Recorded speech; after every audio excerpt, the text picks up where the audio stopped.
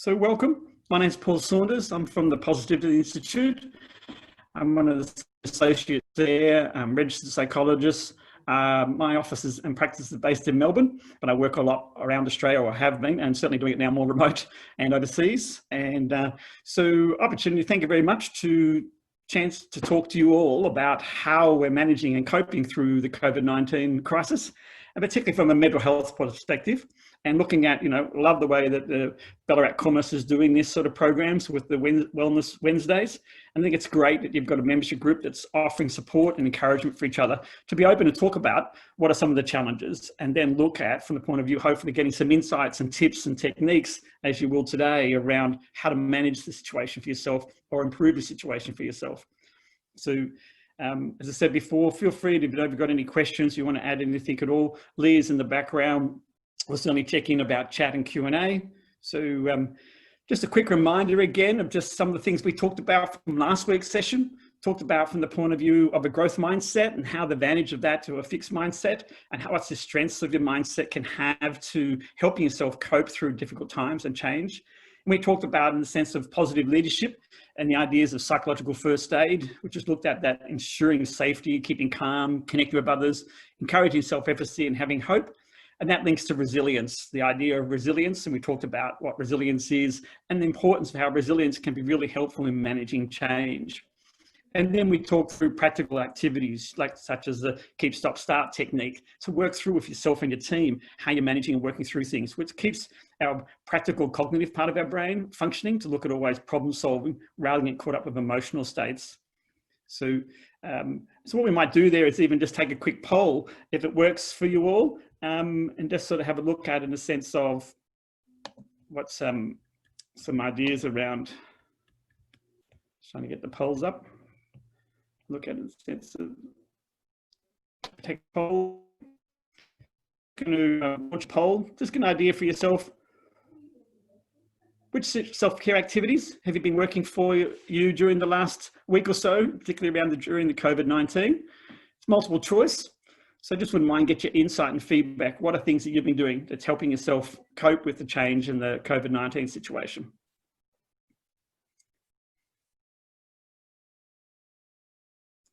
So I'll just give a few more seconds here just for people to sort of respond. It's always good to get a bit of insight of what sort of things you're doing. Helps me sort of think about what you've been focusing on, what particular strengths you've already been using, and work through that. Okay, so I might end the poll there, share the results. So it's great to see, look, exercise, and it's great to see that a lot of you are using exercise as one of your strategies. We do know all from the science and the research that the exercise does burn off the cortisol, does help you energize yourself, and that energy is needed for when you're going through coping with difficulties and change. Great to see even like diet and sleep. These are some of the things we talked about last week. The idea of mindfulness, exercise, diet and sleep are 4 key things we know helps with resilience building and also maintaining your energy and levels to cope with pressure and change. It's great to see even like the spiritual side and prayer, positive self-talk and that growth mindset, all very relevant sort of things to see in the sense of those sort of things, which is good. And it's encouraging to sort of looking at those. And it's great to see again, hobbies and ability to switch off. And also those sort of overall focus on chats as well, which is good. So thank you for that. I just wanted to get a bit of an insight, and it's good to see you already doing those sort of things. So today's session is particularly going to look at how you understand your strengths and how they support you in resilience, and how to develop inner strengths to cope with stress and crisis, and what are the ways you can use strengths to work through the COVID-19, and how to work it with your team as well. When we talk about strengths, and particularly around positive psychology, I'm often asked, but what about our emotions, and particularly our negative emotions? And I often highlight, it's not about being positive all the time, and it's not always about thinking about, positive strengths as well. Our emotions can be very helpful, even our negative ones. I remember doing some work years back with AFL football players, and, where sometimes they get angry and frustrated, but using that to then push themselves to improve their game, to look at how they're going to get better at what they're doing. That's a use of their anger in a positive way. And I often see that with sports athletes and even with business leaders I've worked with, where their frustrations have then turned into positive actions. So activating, working through, or willingness to have the courage then, if they're frustrated, to go and talk about things. So emotions can be really helpful, particularly negative emotions. What you've got to consider is are your emotions helping you when you are getting into negative states? Are you using it to switch, to go in to do some actions? Because that's what emotions are mainly designed to do us, is to help us act.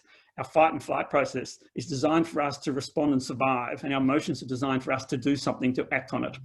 And that's what you've got to think about. I also, years back to work in the prisons justice department here in Victoria, and I saw how anger can actually be quite a negative thing and quite destructive. And so you've got to be thinking about, are you using your emotions to effectively work through? One of the things to consider then is how naturally, as we highlighted last week, is that overwhelming your brain with too much emotion through your limbic system and getting focused purely on your survival processes affects our prefrontal cortex, affects our ability to think logically, to work through things and plan and solve problems. And this is why it's important to know is, how am I managing my emotions? How do I switch off? What are my techniques to get unstuck out of a negative state? And that's one of the things we'll talk you through, why the idea of focusing on strengths can be an advantage to help you become unstuck from a negative state and move towards focusing on things that give you probably more benefits. And that's where the focus on strengths has become over the last 15, 20 years, particularly in the psychology world, but also in businesses now. A lot of organizations are picking this up as a focus on strengths. And what we're seeing from some of the research it's highlighting is how more advantageous it is for engagement at work, in the sense of reporting excellence and quality of life, productivity, and also people are less likely to leave a job because they're finding they're getting recognized and their strengths and being addressed and developed. And that's a positive thing. And so there's also an online assessment you can do if you like. It's free through the Salomon Group, through the VIA, where you can go along and do a bit of a quick assessment to get identification of your own strengths, like these strength cards you see here on the screen. And so we're seeing a lot more studies showing us that strengths can be really focused. And there's even a talk about what we call strength-focused leadership. And this is where you're focusing on what is the strengths of your team, what are your own strengths that are helping you achieve things, what's your business strengths, and applying regular conversations in your work with your teams and yourself around where your strengths are. And this is actually having a lot more positive impact, adding more value to the way you're operating. And this is very helpful when you're going through a crisis, to continually look at where your strengths are. And one of the things we're seeing is also through some studies on mental toughness, how positive thinking and your focus on attention of things in a positive way can be quite effective. Let me show you this. It's easy to talk about it. Let me show you this by a video, a nice little quick video to give you an idea of the importance of positive thinking and positive feedback in building strengths and mental toughness.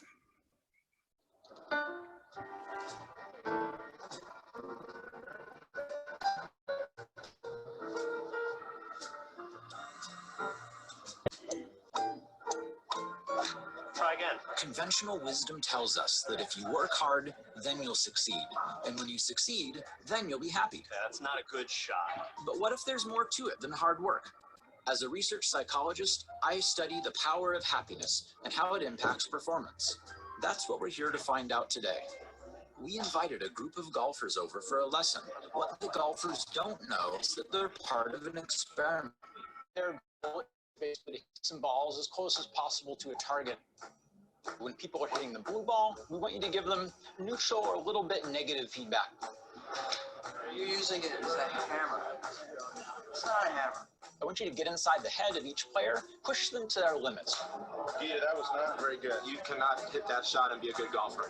My personality, taking criticism, whether it's constructive or not, I don't think that's quite it. it's not that easy. You gotta work harder than that. That just isn't gonna cut it. Okay. We're not there yet. Golf is a very lonely sport.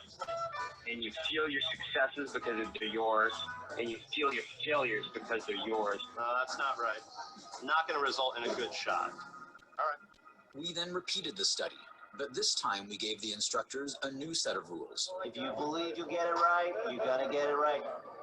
That's exactly it. It's exactly what you want. Everything you got. Great shot. Get the pin. After positive encouragement, all the golfers posted impressive scores with an average increase in accuracy of 45%. What this study and a large body of scientific evidence shows us, is that positive encouragement makes us believe in ourselves. And the more we believe in our ability to succeed, the more likely it is that we will. Oh, that was a good one. So much better. The universal truth is that our success is affected by the people around us and by the thoughts that populate our own mind.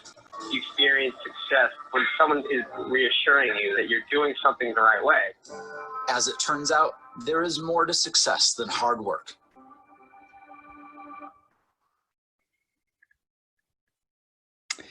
So outside the promotion for Johnny Walker, hopefully the message you're seeing there is that by positive feedback and that positive self-talk, particularly in a game like golf, which can be quite a lonely job and activity, it's very encouraging that you can get better results. It's that self-confidence, belief, and also the encouragement from others drives the ability to be successful.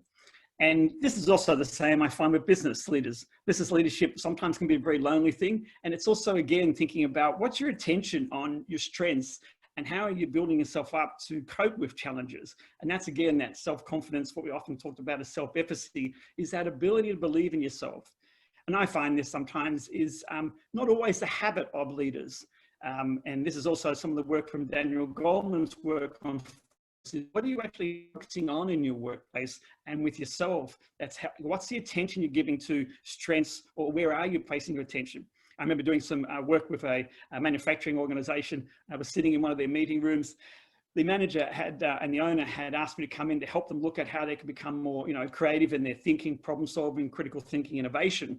And the interesting part is they were saying this to me, but when they were having their meetings, the manager would start always about talking about the problems and identifying all the issues that are going on in their business, and then also being quite critical of people in the meeting.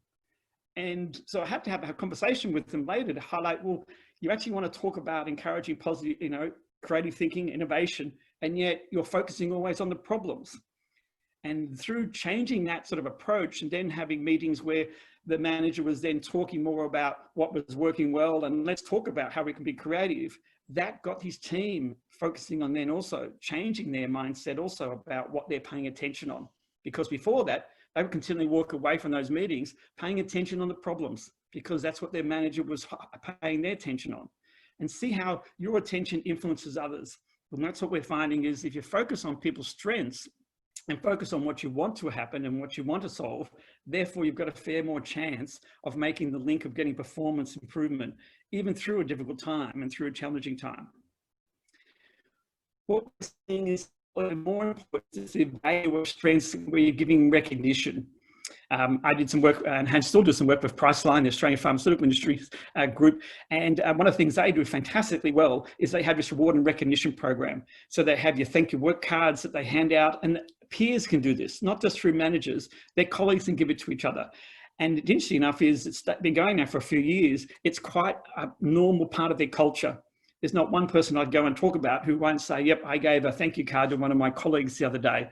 And that recognition has really helped their engagement surveys and their challenges of working through, particularly this last few months with the COVID-19. They've been encouraging more and more about how we're supporting each other and how we're encouraging. So how to think about is where's the times you're giving attention to strengths and giving recognition to it.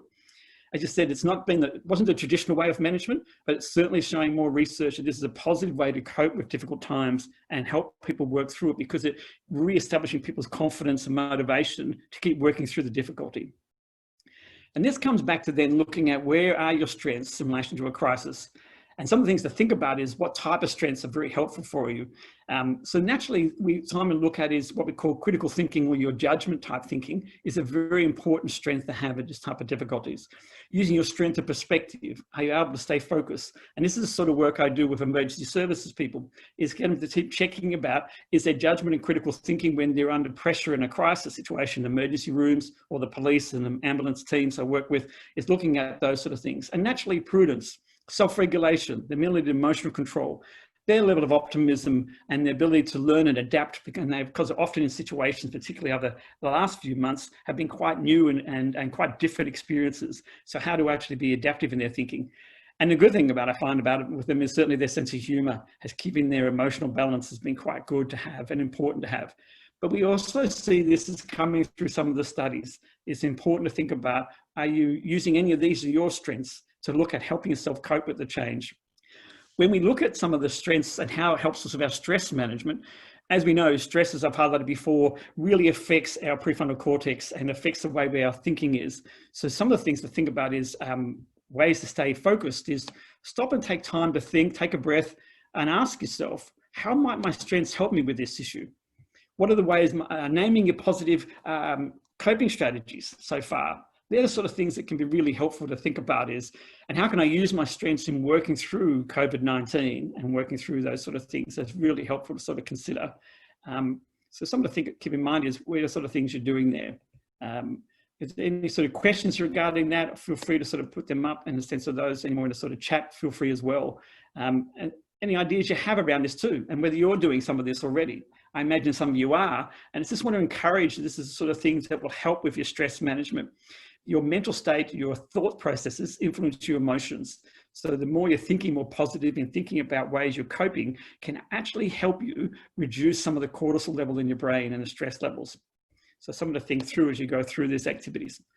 For example, when you're looking at your judgment and critical thinking, think about is, what are the facts here? What are the actual details? Or where's the fake news? What's your ability to analyze and critically assess when you're looking at the news and looking at data coming to you in your workplace or hearing from people you're talking to, that what is facts and what is fiction? What are the newest statistics revealing? The recent change we've had from some of the new science that showed us that the importance of wearing masks now is taking on new information and realizing we have to then make some critical decisions now, changing the way we've been doing things. They're the sort of things that need to be where you've got to use our judgment and critical thinking. Taking into account what things may be overplaying or what things you're emotionally wrapped up in, maybe one possible scenario, rather than help you think about perspective. Is there a different way I could look at this sort of thing? Or be careful you're not getting stuck on one particular detail and then always talking about it from that perspective, because that limits our judgment and critical thinking to be more open to how we're adapting ourselves to think we're dealing with it. Another particular technique, and I worked this particularly with an accountancy firm who was working through with them, and they were looking at from the point of view of having more positive, constructive conversations. And so we talked them through the idea of how to have above the line and below the line type conversations. And above the line mindset is a positive strengths focus there. So this is a mindset where you're continually checking, is the conversations we're having in meetings about solving our problems and working through issues, are they above the line? Are we curious? Are we caring and checking with each other? Are we showing courage? Are we committed to solution focus? Or do you often hear conversations where there's people saying, you know, quite critical things that are insensitive to others, or their conversations quite defensive or fearful about uncertainty or what's going to go wrong in the future, or just feeling defeated or overwhelmed, and closed to probably opening up ideas. And they're the sort of challenges of what we call the below the line type mindsets.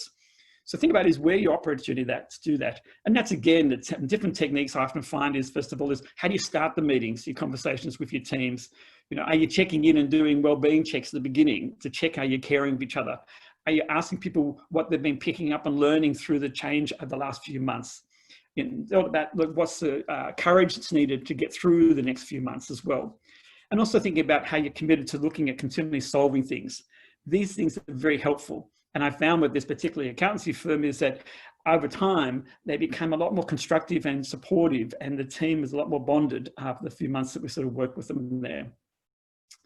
And this is really looking at what are the silver linings that you've got in the sense of this has been a difficult time, but yet there's been some amazing things that I've heard people say that they've been doing. You know, the idea that I'm hearing from some people is that they're far more productive because they're working from home. So that sort of less commuting time has been really helpful for them. Some people have found is that, you know, they've been able to find other ways to connect with people they hadn't connected for in the workplace through the remote sort of networking they've been doing through Zoom meetings and things like that. So think about is what are the silver linings you've been able to talk about? And the idea is to have these conversations with your teams, with your family members, etc., and work through it. If you remember, I don't know whether you saw in the early days, you know, and when the Italians were in the lockdown, there was events on their balconies and sing to each other. I mean, there was sort of positive bonding going on, encouraging each other. And we know that happened here in Australia many times too, particularly with Anzac Day. There's a lot of support to do things, even though we couldn't meet at the shrine. There was a lot of abilities for people all doing their own thing in their own street, which is again, that silver lining of us coming together. So think about is what are the opportunities you've got to encourage these type of conversations about what has been some of the positives and ways you've actually been changing things and working through it. And again, comes to back, again, similar to the previous technique we showed last week, is this stop, start, continue. Again, reason I'm showing you these is to encourage you to have conversations which are logical, practical, problem-solving conversations, to keep working towards it and being collaborative, because this helps us not feel alone and how to actually feel like we have to take the burden on ourselves with these problems, and think about how you can encourage others to work through it, whether it's family members, also whether your team, etc. And this helps with rational thinking, staying in charge of your situation rather than emotional thinking, which could be quite effective and negative to your problem. I think as we talk about strengths, is think about from the point of view of the business strengths. So I've recently been talking about in the sense of personal strength in your mindsets, but there are lots of things you've got to consider. Businesses have probably had some strengths, and what can you do about that? The example I'm showing you here is Bar Carolina, which is one of my favorite restaurants in South Yarra here in Melbourne. And I often regularly go there, but as you know, we can't go there at the moment. We're in lockdown again. And so, but the thing is that even in the early days of the lockdown in April and May, Bar Carolina used their strengths by organising to do a whole lot of deliveries of their food, etc. But also in a sense of they're well known in South Yarra, Melbourne here for their bar and their bar service and their cocktails. And so they produced their vodka martinis into a bottle and able to sell it directly to us and get it delivered, etc. So it works really well. And that's one of the things I've got here is one of those sort of things. There's certainly the Bar Carolina sort of bottle. So, you know, and supporting our local shopkeepers and retailers and restaurants as much as we can in the sense of helping them, because they've got these really good strengths. They're really great places. And it's just what are we doing to help support that? But it also meant that they had to reach out to us as well. So Bar Carolina sends me emails and sort of connects with me and lets me know. And again, I'm sure many of you are doing this. It's just a matter of thinking is, how do you keep encouraging this, knowing that this could go on for still a bit longer? What are we doing to help use our strengths and get people to see our strengths and value our strengths? So this is also something to consider other organizations are doing. Fitness Playground, they're a fitness business, and so we're certainly impacted where all their gyms had to close. So they converted to online virtual gymnastic activities and outdoor, and moving Fitness Playground outdoor and Fitness Playground virtual. So again, great sort of approach to sort of look at adapting their business using their strengths. The COVID, we recognize this has come from some of the research, which what we know is a great place to work. It's something you can go online and have a look at. It's a recognition program across Australia for where are great places to work, and there's a criteria you can look at. And these are organisations that have been doing effective things during the COVID-19. COVID is a building construction business, and they've been looking at very strong EAP, employee assistance program services. Recovery Partners is another business, a consultancy business in the workplace safety business, and have been also doing a lot of virtual work. And so it's been, again, showing some strengths of how they've used their strengths and have adapted it into a virtual world. And again, think about is, what are the different techniques you're doing? The reason I'm showing you this is to give you hopefully some confidence that it can change and these things can happen, even though you may have your business in the sense of sitting down restaurants or hospitality may have stopped. What are some other ways we can do it? The thing about it is, yes, there may be people working from remote, but how do we still work through using our strengths to help us be successful? So one of the techniques that I find is really helpful when I'm working with business leaders is to give us some structure about having that type of planning process. So this is a forceful analysis technique, which is just a using of setting a goal about what you know is you need to change, and then think through the negative and positive forces. So what are the forces that could stop us? What are the positive forces? So again, it's accepting there could be some challenges, accepting there can be some negative things we need to overcome, but also focusing in on the positives. What are our strengths? What are the things that we can actually do? And out of this process, then identifying actions to drive the change and reduce the restraints. The idea is to encourage how do you increase the positive forces and how do you reduce the negative forces as part of your action plan and working through things to be effective. So, and the natural thing is also consider is also then ways you're energizing your team through this change process.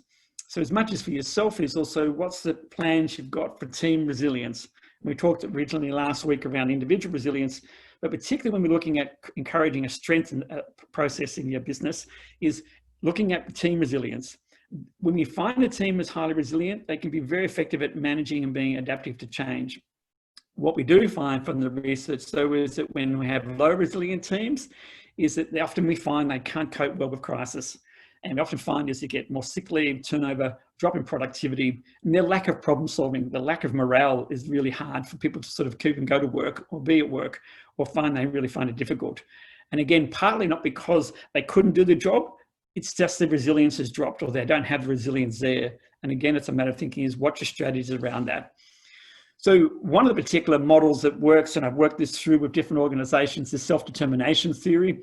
And this is where we're using the simple CAR model, where it's about focusing on positive reinforcement competencies, encouraging their autonomy about where they're working remote, how they can be owning what they've got to do in their tasks and their projects, or they're working in different ways than they had before in the hospitality and retail, is give them the confidence and courage to say, you go away and see if you can come up with solutions for this. The relatedness part is where they're always still connected. The relationship piece is still relevant and working through it. And DC and Ryan studies of this back in 1985 is still being reinforced as a good model to look at, particularly as we're going to more, we're needing to encourage more ownership and autonomy for people if they're working remote. The idea of having a method to look at that. But naturally, as you see, it's also encouraging for people to focus on competency and development of people's positive strengths and encouraging of that so that they can be self-determined. And that comes back to also then looking at, from the point of view of a very well-known model now across positive psychology, is what we call PERMA. And this is developed by Martin Seligman, who's one of the leaders in positive psychology. And it's been used across a number of schools now, as well as in organizations who have adopted a more positive leadership approach. And it's about using these 5 factors to develop a culture of positive leadership, but also a positive high performance culture.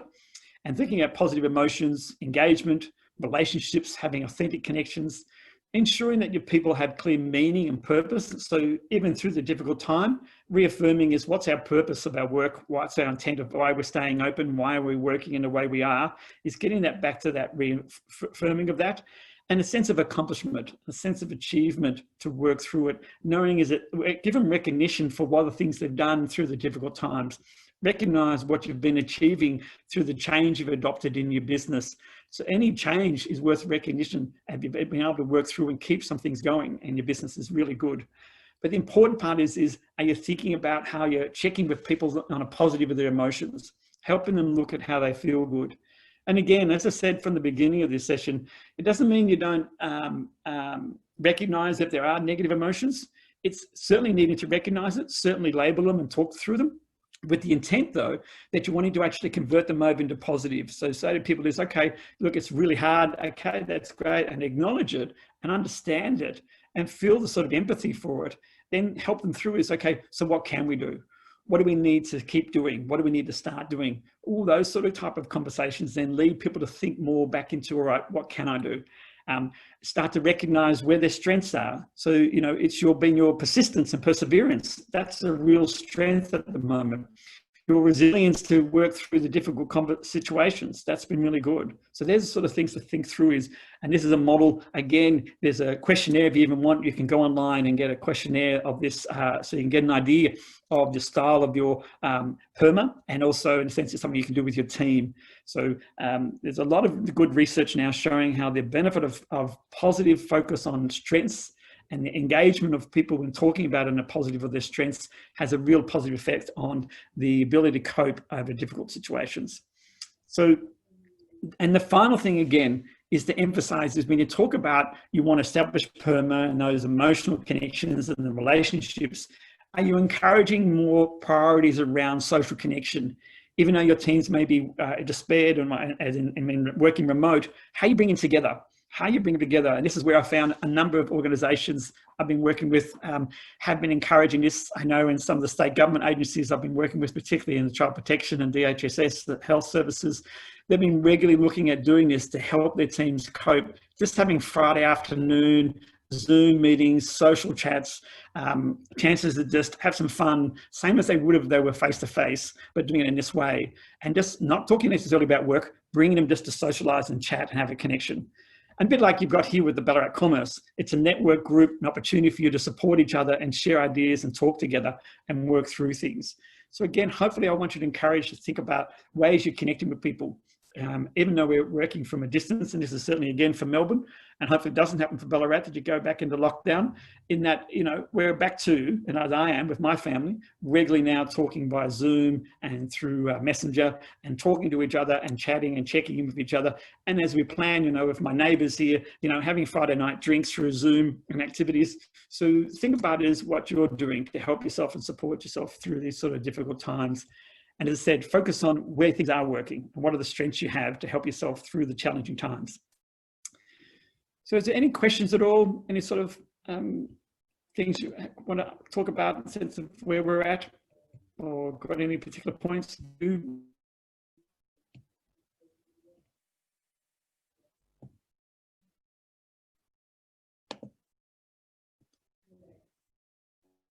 Doesn't look like it. Looks like we're pretty okay in the sense of those sort of things. Well, thank you very much for your time. I hope that, again, that's been helpful and give you a few more ideas and encouragement to think about is what you can do during this difficult time.